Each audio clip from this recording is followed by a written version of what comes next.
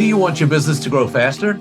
Are you open to new and out-of-the-box ways to drive revenues and increase value? How do you imagine the most successful entrepreneurs and business leaders double, triple, or expand their businesses tenfold or more? This is a weekly podcast featuring conversations with business owners, executives, and leaders as we reveal behind-the-scenes details that give you, our listeners, the confidence to pursue your own deal-driven growth.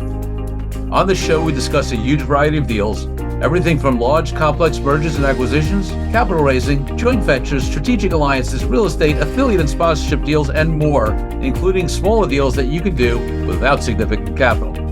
My name is Corey Kupfer, and I've been supporting deal-driven growth for businesses for over 35 years as a successful entrepreneur, professional negotiator, and attorney. My goal is to help you strategize, plan for, find, and complete deals that will help your company grow faster. Welcome to the DealQuest Podcast. Let's get started. Robbie Hardy knows how to navigate through the maze of the entrepreneurial journey, and she wants to help you do it too. She can guide you through the highs and lows from your first major mistake to your first sale. She gets it because she's been there. As a New Englander by birth and an entrepreneurologist by trade, Robbie Hardy is an author, experienced investor, and entrepreneur with extensive startup and board experience. She climbed the corporate ladder, developed corporate strategies for Fortune 500 companies, and worked as a strategic consultant for the Kaufman Foundation. She is the founder of XELLE Ventures, that's XELLE Ventures, an angel fund for women investors investing in female founders. She has developed entrepreneurial programs and written 2 books, Upsetting the Table and Fed Up to Startup. Robbie's passion and mission are to help women find their own special flavor of confidence and courage to be brave and bold. Robbie, welcome to the DealQuest Podcast. Thank you so much for having me. Well, listen, I'm super excited for so many reasons. I mean, your background, your experience, the work you do with your clients, with women, this thing I hear about a first deal experience in an 8-ball. You know, I'm looking forward. Yes, I have my 8-ball handy in case we need. I love it. So looking forward to all that. But before we get into any of that, I want to take you back to when you were a little kid growing up, maybe 8, 10, 12 years old. What did you want to be? Because I'm guessing a entrepreneur and, venture capitalist, and investor, and working with women, maybe wasn't it back then, but you tell me. I think I probably wanted to be a teacher, and I don't think I had aspirations because I'm older. So I grew up, not thinking about what I was going to be doing because, we were just being kids. I did learn in my, in my teens, I knew that I didn't want to be in a relationship where I was abused. So I can tell you that the strength that came from me was I can remember saying at a very young age, I will never let someone treat me the way my father treated my mother. Wow. So that a lot of that, I think, has fed unconsciously, sort of me finding how to stand up and own the room when I was like, ooh, this is scary. Wow. Love that. Yeah, it's interesting the things that for various of us, our experiences when we're young as kids that become, drivers for who we become and the impact we want to have. One other question looking back, what was your first deal of any type? It could be something small when you were a kid, or early in your career or, anything that you... I mean, my first deal was when, my husband and I we always had a side business of some kind. And we had antique pottery, Roseville pottery. And so we were buying it and reselling it. And it seemed so easy until, of course, we started finding, as we get more aggressive to it, but then we'd start finding things that were damaged that had been well hidden and, wouldn't pass the test. And so it was all those kinds of things. But selling Roseville pottery was my first deal, so to speak. Love it. So let's talk about, I teased this 8-ball story, that is mentioned in a lot of your materials. And so let's not keep the listeners waiting too long. Tell us a little bit about this. I gather this was your first exit. Is that? It was my first exit. It's kind of the 8-ball story is not told in there because I've told it so many times. But yes, my company, I had a small software company and I was raising money. And I also was in right place, right time. And I was approached by a large company, Seagate, the hard drive people, about acquiring my company because we had a product that fit in, they didn't like how their hardware market was treated by Wall Street. They loved the software multiple, so they decided to go into the software business and things that would, sell more hard drives, that kind of strategy.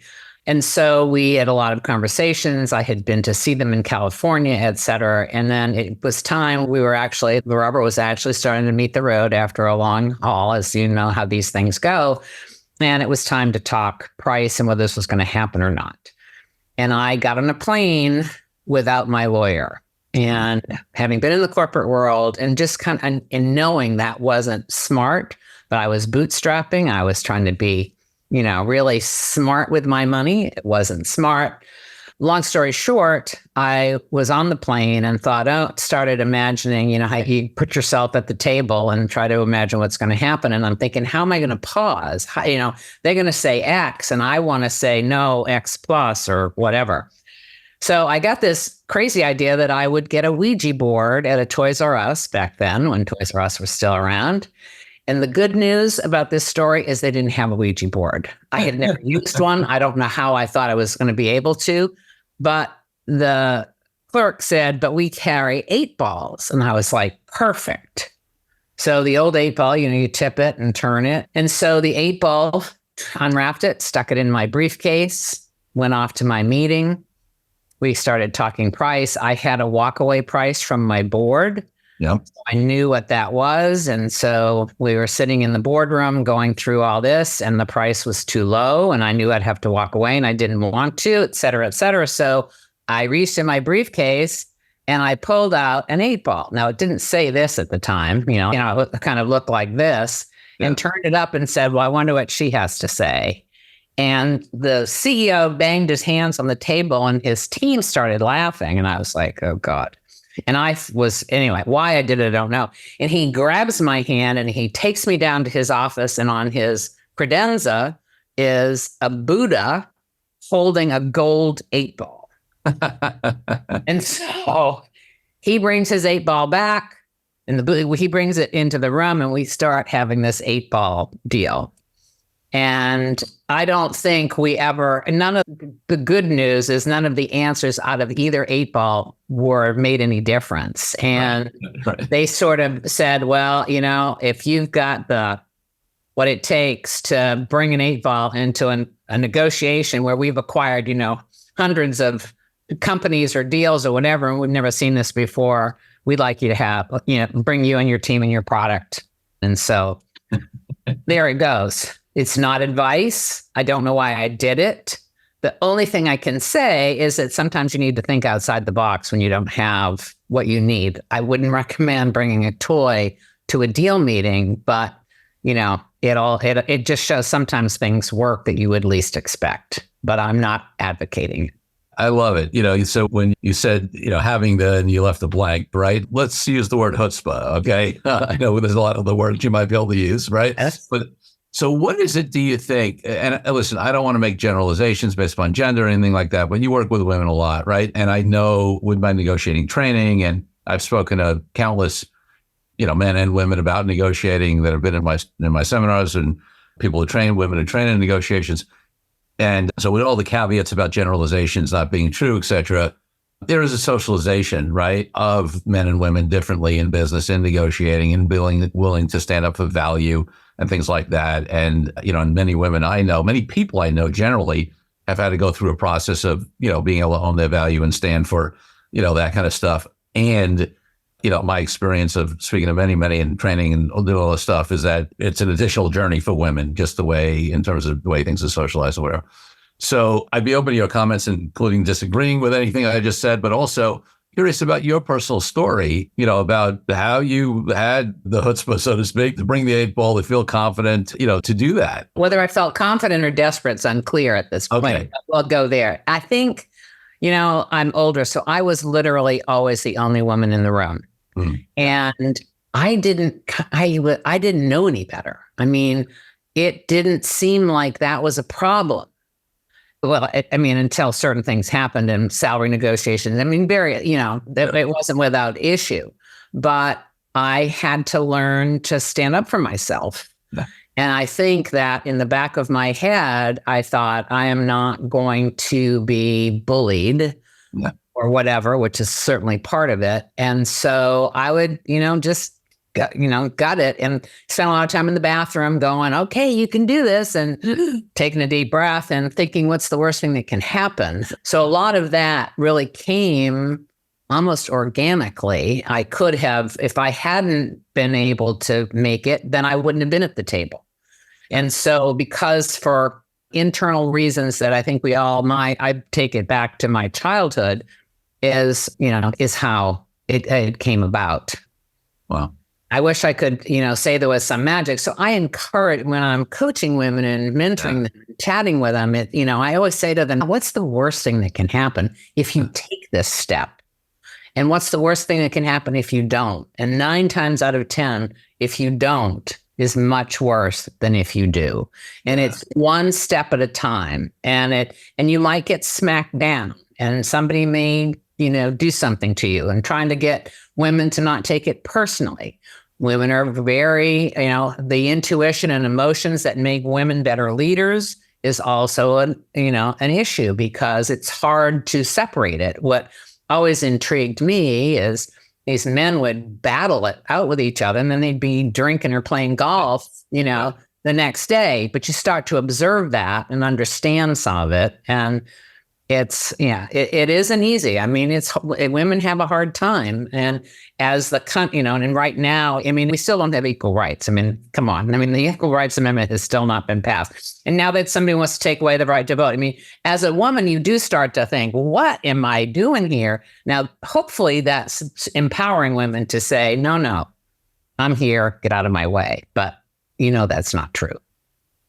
Yeah. And listen, when you combine that, whether it's because of socialization, everything, the internal challenge with the realities of the fact, you work with women to help them raise capital. Raising capital, let's face it, raising capital is not easy for any business, right? It is not. Period. Just in terms of the types of businesses that are even fundable, the steps that have to be in place, the biases, and I'm not even talking about gender biases, but just the bias in terms of like what industries people, the money likes to invest in, and how you're supposed to, all that stuff. And then when you add the dismal statistics about what percentage of venture and private equity money goes to women, about 2.3. It is daunting. Yeah. So, and when you don't see someone that looks like you sitting across the table from you, or is on the website that you're going to. So then, and that's the other part of, when people are raising money, let's go look for, when you're doing your research, do as much due diligence on them. Have they invested in women? Are there, are there women at the table, et cetera? When I think back to my 8-ball days, I was a woman in 1993, CEO of a software company. So I was really weird. And maybe they had no clue what to think of me, because I was the first woman that they did an acquisition with. So that, I think we don't want to give the 8-ball too much credit. I think there was some gender bias there, but in the, or what is she? Let's give this a shot. I don't know. So there is some of that, the unintentional bias that occurs is real. And I used to get so angry at my male colleagues because of how they treated women when we were looking at investment, et cetera. Some of it is intentional, but there is a certain amount that's unintentional. And I can tell you, I had unintentional bias. As I started examining that whole aspect, I realized that sometimes I softballed my questions to a female founder. No reason to, other than I was trying to protect them. Yes. Well, that's the worst thing you can do. Right. But it was an unintentional bias of me. I was using the excuse that I was trying to help them. Did I think they couldn't do it? I don't think so, but I don't know. So I've had to work through that. And I coach other women investors on that. Mm. Well, okay. So I feel like we talked about your first deal. We jumped a little bit to what you do now. I don't want to get more into that. But I'd also like to, let's fill in some blanks, right? In terms of your journey, right? So and even how did you, let's even start even before, like, how did you come to be a software company founder, back then, again, especially as a woman, where that was, it's still, not close to where we'd like it to be, but certainly back then it was a whole different environment. Listen, I started practicing law in 1985, and I know what it was like, in terms of law firm partners, right? And for women, at least in the legal field, and certainly in at our clients back then, So how did you even get into starting that company? And then let's talk a little bit more about your journey, from there to what you do now. I started my journey, I started it by saying yes to opportunities when I had no clue what I was doing. I mean, it started when I was in my first marriage. We moved from Boston to Chapel Hill, North Carolina, where for my ex-husband to go to graduate school. Been there a couple of days in this apartment across the street from a farm. Somebody knocks on the door and says, I understand you're looking for a job and I have an opening and I need you to start tomorrow.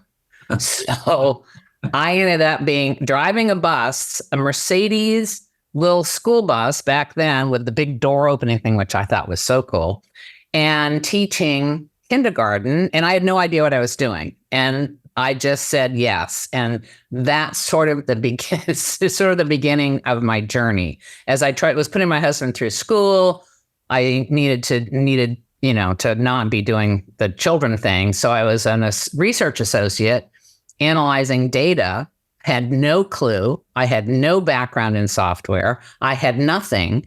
But I just kept saying yes. And then I'd look for help. And I didn't have the internet to help me. Yes. And for some reason, I was okay asking for help. Didn't always get what I needed or the way I wanted it, but neither here nor there. And another opportunity came up. It was all in software. And we had a big contract with the North Carolina for automating the licensing of healthcare professionals. Knew nothing about it, but we did all this great stuff. Anyway, so it just kind of snowballed. And then I started climbing the corporate ladder. I left the university. We got recruited back in the day. They were always, people were always coming into towns like Chapel Hill looking for, and I started that path. And I just kept, taking a deep breath and moving forward and willing to say yes when I really didn't know what I was doing. So for me, what I realized about myself, it's about the thrill of the chase. Yeah. Once I know how to do it and I'm doing it, I'm like, okay, what's next? So that's the good and the bad of that. That's how I ended up where I was. Yeah, it's interesting because, you spend some time in corporate America, but to me, that is like one of the classic definitions of a true entrepreneur, right? We do get, we want to build, we want to create, we want to learn. When it sort of is running well, it gets very boring, right? Right. And one of the things that entrepreneurs do sometimes, unconsciously, as opposed to being smart enough to bring in a team to run that and either do something different or even within the company, maybe create that next initiative or product or whatever, is sometimes, entrepreneurs unconsciously end up blowing up their companies because they're too, things are too smooth, right? And I always hired people that were smarter than me. I think the corporate world, I think I learned a lot in that whole world. And so I always knew that hiring people that were smarter than I was, that wanted my job or didn't, but they were smarter than I was. And so, so you can, that's a lesson that, you come to that in various ways, or you have such a big ego, you can't. That's right. And then the other one is, is for me so defining of a true entrepreneur is this willingness and ability to say yes when you don't know what you're doing, right? Like I always say to folks, they were like, when I built my law practice and other businesses I've been in, whatever, real estate investment stuff I've done, like training, consulting company, it's always been, for me, people say, how do you say yes to stuff you don't know how to do from 2 points of view? One, aren't you worried you're not going to be, going to do it? And two, isn't that, like some people said, isn't that out of integrity, right? And I would always say, no, listen, what's out of integrity is for me to say yes to something. Like, I don't need to know how to do it now. I just need to have confidence that I will figure it out by the time I have to do it. I'll do the research. Right. I'll get the support. I'll ask people who know. I'll do whatever it is, right? That's where the integrity is. I'm not going to take on something that I don't have the confidence I will figure out by the time I need to do it. That would be out of integrity. And also, I've been that kind of person that's willing, some people are like, how do you deal with that uncertainty? How do you deal with that? And again, I think that's sort of one of the distinguishes of, people who can live the entrepreneurial life and people who can't. And I don't have any judgment on that. There's but it's true. Just know thyself, Yeah. I mean, I think living with uncertainty, however you define that. And, people say you're a risk taker. I mean, it's like women who trying to get, we don't have a lot of women investors in the country. And, women like to understand what they're doing. They don't want to jump in the pool when they don't know if there's any water in there. Well, I'm okay because I figure the water is going to be there by the time I get there. I mean, there's something clearly wrong with that, but that's kind of, how you look at things. Yeah. Let's take a break from the show for a minute so I can tell you about an incredible resource my team and I have put together for you. Secrets of Deal-Driven Growth, Creative Ways to Grow Your Business, Even in Challenging Times, is a powerful ebook that helps you take DealQuest podcast episodes and apply them to your own life and business. This is the ideal tool for anyone looking for creative ways to grow as deal makers, and you can get yours now. It's as easy as heading to CoreyCupfer.com/workbook and downloading your copy. While you're there, you can also consider joining our dynamic deal-driven community of founders, experts, small business owners, and entrepreneurs. Now back to the show. All right, so you exit the software company. Let's continue on your journey between, that and now between the books and the angel investing and the working with women, both on the investing side and the raising capital side. Give us a little bit about the journey. I started working with women when I was in the corporate world. When I finally kind of made it and I had an office and a conference room and, all the bells and whistles of the corporate world back then, I had a secretary and her name was Ruby. She was a German woman. She was really smart, didn't think she was smart. Yeah. And I recognized in her and I was like, what is this? And so I started giving her more and pushing her, but I had her back. And she just grew and grew and was like, wow. So Ruby hooked me on, helping women. And so I did it. I've done it since then, always 3 or 4 young women somewhere, that I'm trying to help take the next steps that they want to take. But after I sold the company, obviously I had, an indentured servitude of a couple of years while we earned out the escrow that happens when you sell your company. But I started angel investing back then. That was in 1995. So I've been angel investing since then. But in my world, I did a lot of consulting. I did turnarounds. I've sat on boards. I sort of sat on all sides of the entrepreneurial desk. We built another few pieces of software that we sold. We didn't build companies. We just, which you can't really do today. Although I think we're going to start seeing that come back as some of this new technology comes around. And so I just, was always working on that. And I always had a side business of coaching as I moved along after experience of coaching startup CEOs.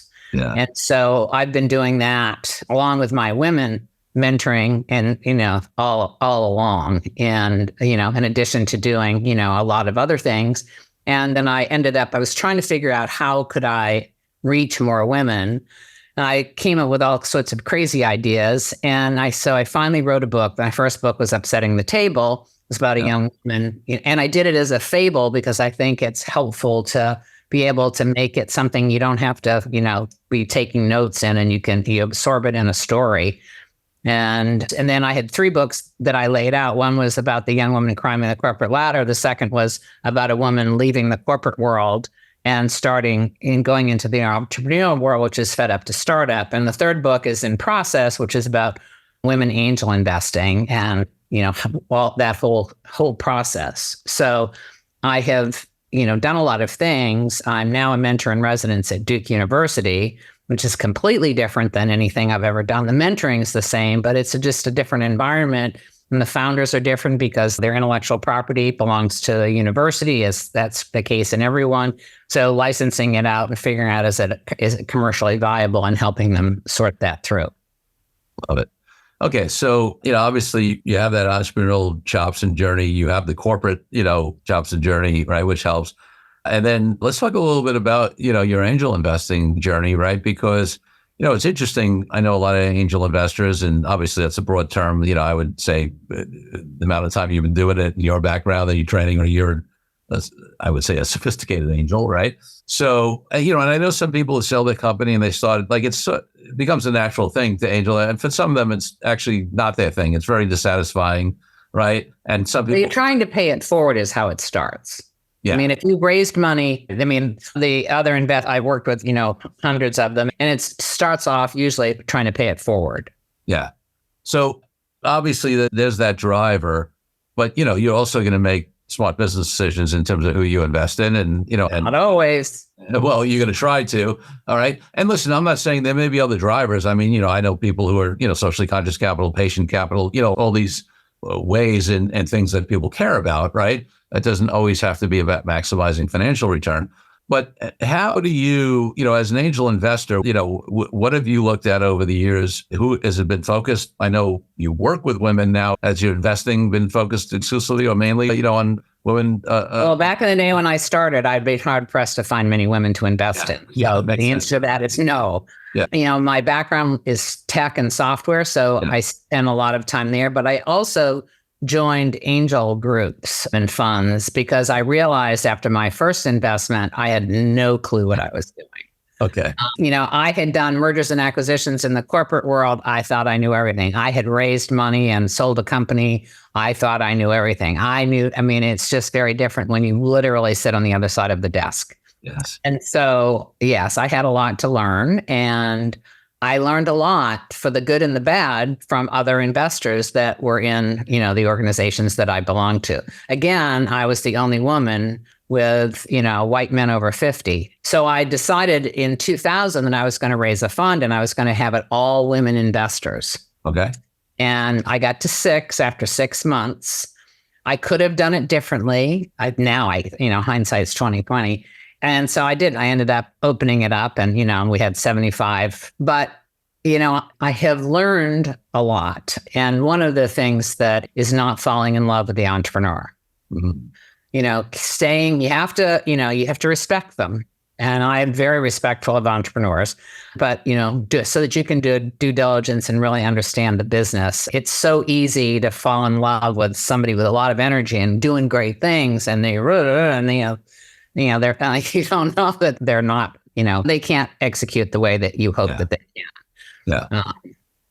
So what are the other factors that, that you're looking at? I mean, some of it depends upon stage, right? You hear often that people invest in, that at least VC investors invest in management teams much more than even, right?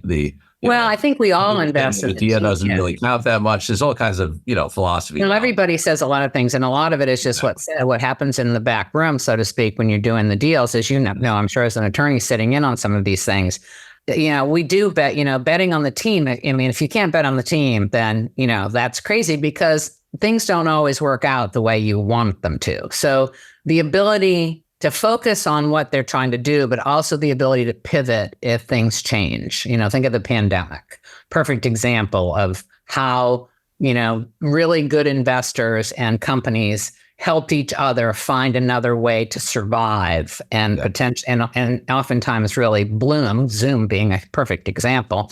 That was an opportunity. Who knew? No wonder some of the things didn't work. They had no idea they were going to have millions of people using their product. So it is that ability, that agility that you see, that, the lack of rigidness, and how coachable are they, and pushing them to kind of get answers and having them, get kind of arrogant about it is not a good sign. So that, the give and take, the ability to collaborate, and you can do your homework on the product. And, I try not to pass judgment on anybody's product. It may not be something I know anything about, or I think it's going to go anywhere, but, we go back to the pet rock, it's like going back in time. Who would have thought? I mean, come on. And so, I don't do that, but if I don't understand it, then I don't invest in it. Yeah. Yeah. So let's talk about your work with women, and I love this evolution, right? I mean, the 3 books that you have, the third one's coming someday. But this evolution of getting out of corporate, right, becoming an entrepreneur, and now becoming an investor. Talk to me about that journey, because obviously there are some more women who have done that since you started, in the early days. It's still tiny. But talk to me about that journey, because obviously becoming, one of the things I did a talk in Singapore for the Global Leadership Conference of Entrepreneurs Organization. And, one of the things I talked about is that there's a huge amount of information out there. If you Google it, books, you name it, on employee versus entrepreneur, right? I did a whole talk on how, and I did a solo course recently on this, on how there's a lot less talked about the difference between being an entrepreneur and being a deal maker, right? Because that's another mindset shift, another skill set shift, all that kind of stuff. And then certainly there's this thing of becoming an investor, right? As well, which is a whole different thing as well. So I'm curious about, this evolution, which is reflected in your 2 and then third upcoming book, and also in the work you do, with folks. And from, our pre-call and looking at your stuff, it's also, I feel like it's part of your mission, right? Absolutely.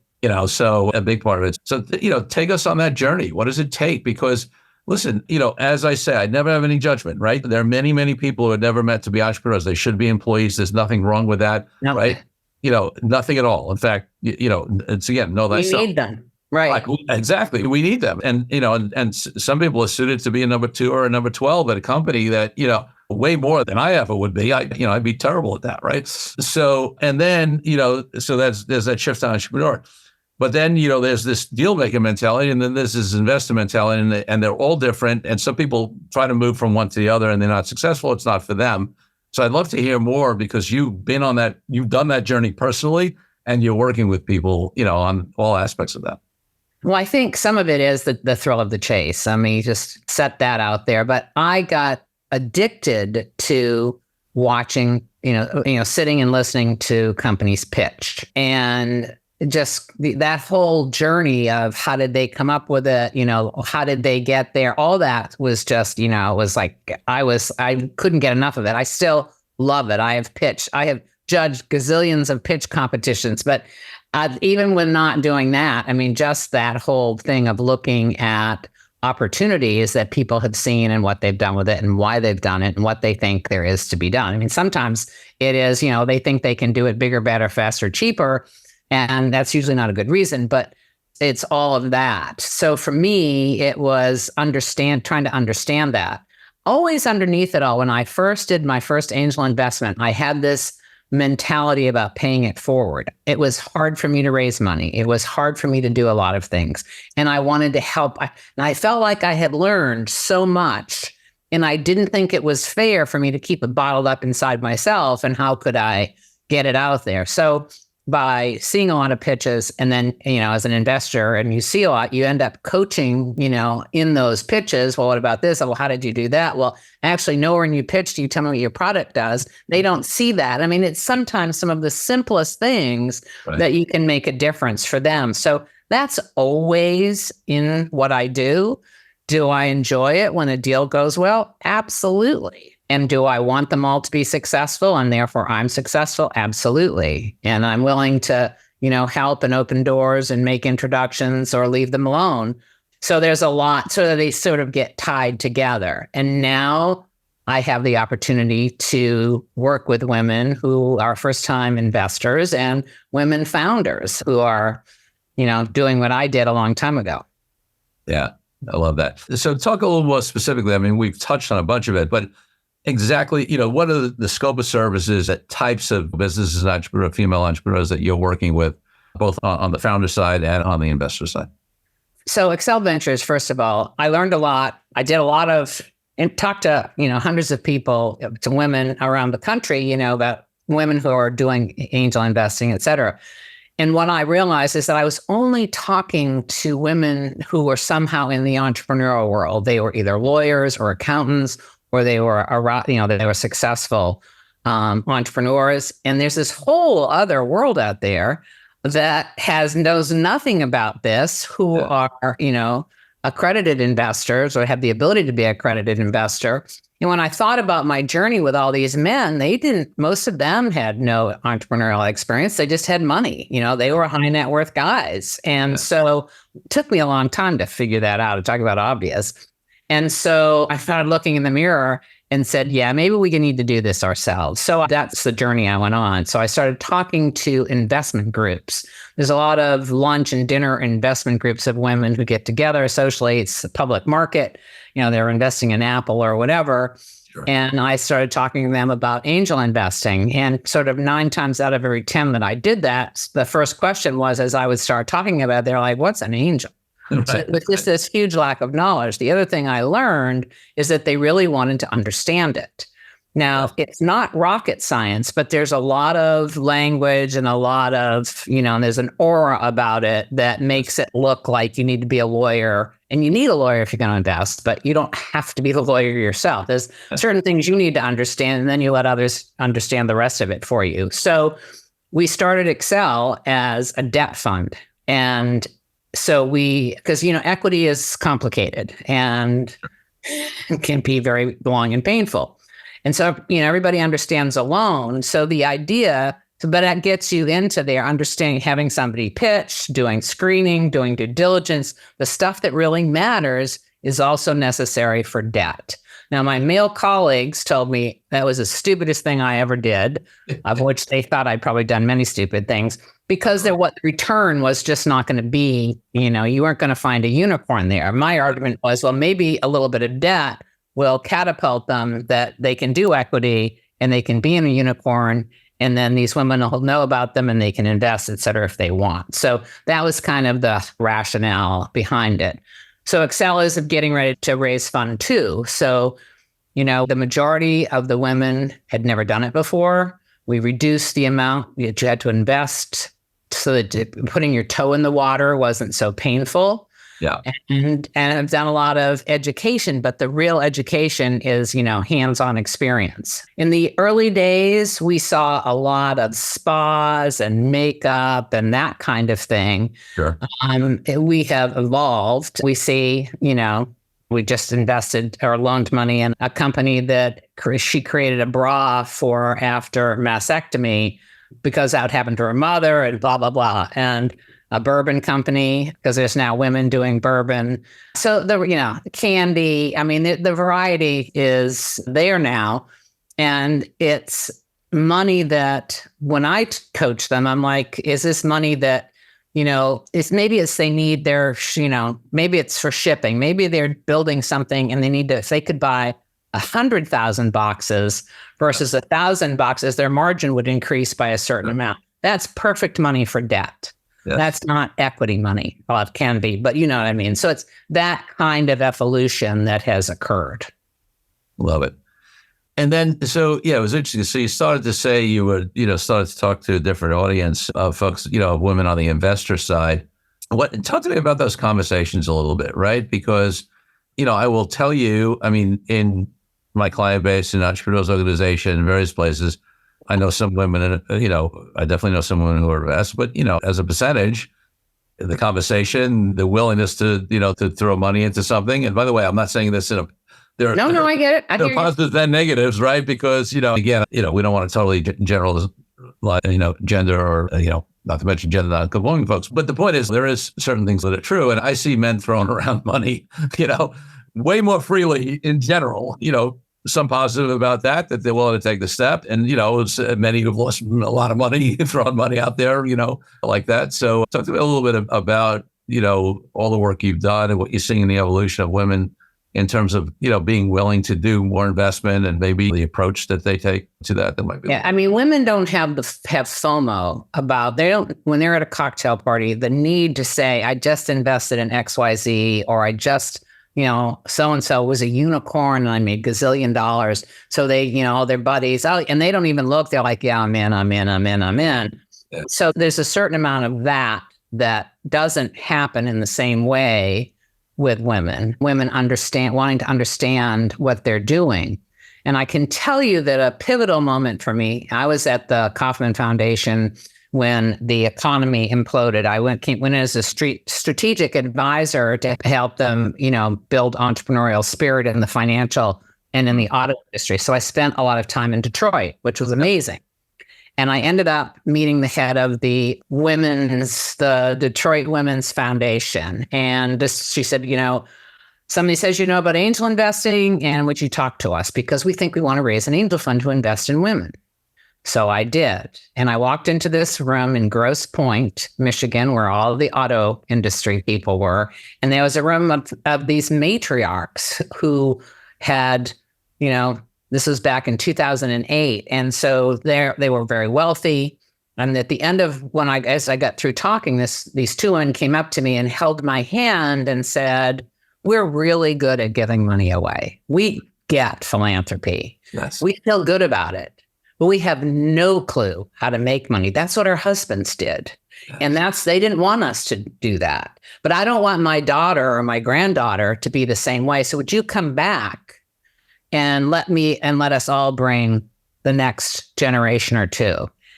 And I said yes, and they did. And it just it moved me to have them talk about it, but that was a lot of what it is. So, this is also generational, and there's a lot of things here that are going on that is why more women don't do that. And a lot of women, are not willing to risk it because unless they're the big breadwinner, obviously they need to be, in order if they're going to be an accredited investor, or they have to have something. So they're very cautious. They always want to be able to take care of themselves and not be dependent on a man. So there's a certain amount of that, whether that's right or wrong or fair or unfair, it's just the truth. Yeah. Yeah. Love it. Robbie, I can speak to you for hours, just in terms of your, breadth of personal experience, the impact that you're making, with the women you work with. There's like so many other questions, but we are coming to the end of our time, at least this time around. So before I ask you my final two questions, I know this is a broad question because so many places you can go, but is there anything in particular, whether it's about you work with women, what you're seeing in the industry, anything that, you think would be, you want to point out for the listeners, and anything that's on your mind right now? Well, there are many more women investors now. There are women running VC firms. There are women running, in big cities, in big, urban areas. We're starting to see a lot more. And so that's making a big difference. So we're starting to see, when a founder's looking, they can now perhaps find somebody where there are people that look like them. And so I think, does that make me excited? I'm excited, but we have so far to go. But, we just have to keep our eye on the ball, and we can't rely on others. Women who want to do good. Now, one of the ways to do good is we want, to empower women to have their own wealth. And to help women take the next step wherever it is they're going. Love it. And I so appreciate the work that you do. My final two questions. First of all, I just want folks to be able to know how to find out more about you, get in touch with you, whether it's about the work you do with founders, the work you do with investors, your books, where should people go? You can go to robbiehardy.com. My books are there. A lot of other things are there. And I'm on LinkedIn, and you can message me there. Great. All right. My final question on the podcast is always about my highest value in life, my highest ideal, which is freedom. And for me, that means everything from freedom around the world, from oppression for all people, to why I'm an entrepreneur and I haven't had a boss in decades. What does freedom mean to you, and how does it impact your life and business? Well, I have the same. I think freedom around the world is very important and is very in precarious point right now. So it's a little unsettling. Yeah, for me, freedom is to be able to help people the way that I think makes sense and meet them where they are. And I like people to meet me where I am. And I think that's so you give others the freedom to share what they have if you don't feel the need to tell them how great you are or what you've done, et cetera, et cetera. So a lot of that is what freedom means to me, for sure. And I took a job at Duke, which was really scary because I told the guy, I'm like, I probably won't make it 24 hours because you're going to ask me to do something. I'm going to say no. But they've been very kind, and it's been very interesting to sort of be back in that environment. Since 1993, I haven't done that. So there's other kinds of freedoms too. So that was another case where they met me where I was, and it has worked out just great. I love it. It's that old saying that a lot of entrepreneurs say, is that I'm unemployable, but maybe. Oh, yeah. You get to the right situation, never know. I love it. Robbie Hardy, thanks for being such a great guest on the DealQuest podcast. Thank you so much for having me. It was fun, and we'll have to do it again. Absolutely. Thank you for joining me on this episode of DealQuest, where we help you understand how deal-driven growth can be your ticket to freedom. I want to invite you to a unique way to tap into the wisdom and experience of the DealQuest community. The Deal Den is a place where entrepreneurs, high-level executives, and business leaders come together, support each other's growth and success, and share what's working best, as well as what challenges we are facing right now. You will get input not only from me, but from all of our members. We collaborate and serve each other. To join us, go to corykupfer.com/dealden. I'll see you there. I'm Corey Kupfer. Until next week, wishing you the freedom and financial prosperity that I know your DealQuest will bring.